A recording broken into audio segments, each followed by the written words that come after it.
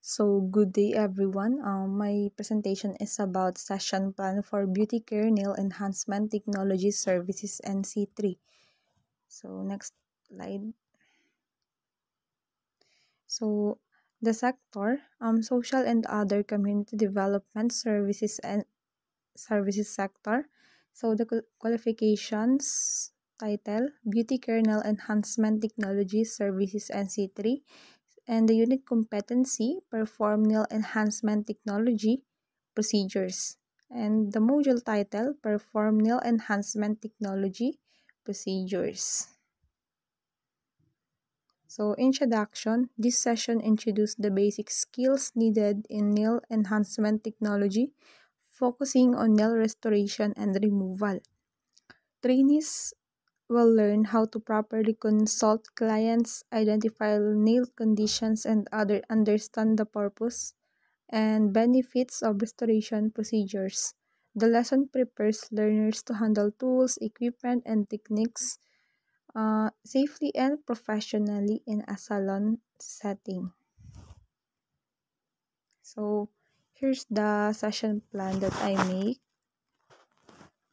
So, this section shows what student will learn and how the teacher will teach it.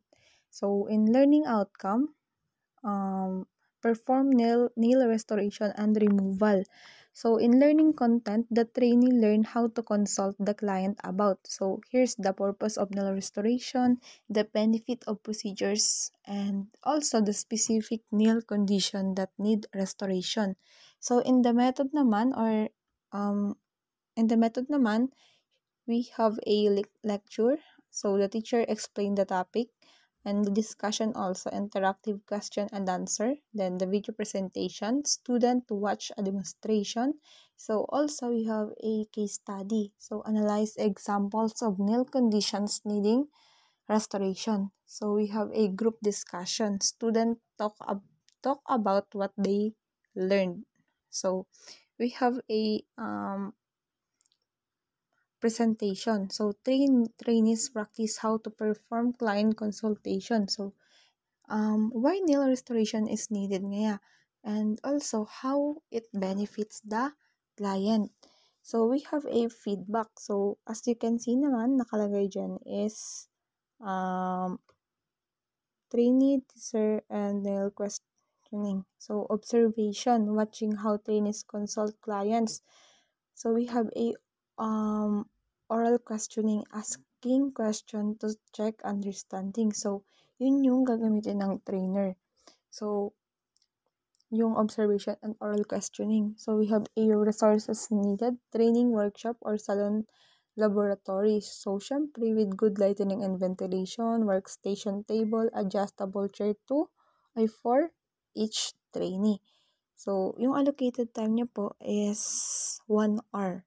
So here's the next slide. Here's the assessment plan. So this explain how student will be evaluated po.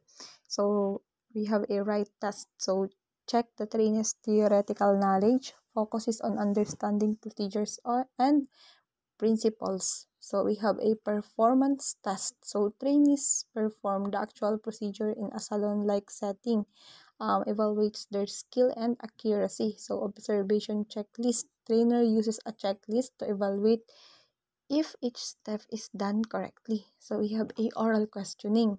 So trainer asks questions to confirm the trainee understand the reason behind each action. So teacher self-reflection.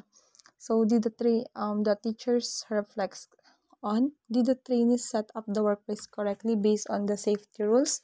Did they handle risk and coordinate with supervisors properly? Did they prepare all tools and materials correctly? And also, we have a what improvements can be made for future session.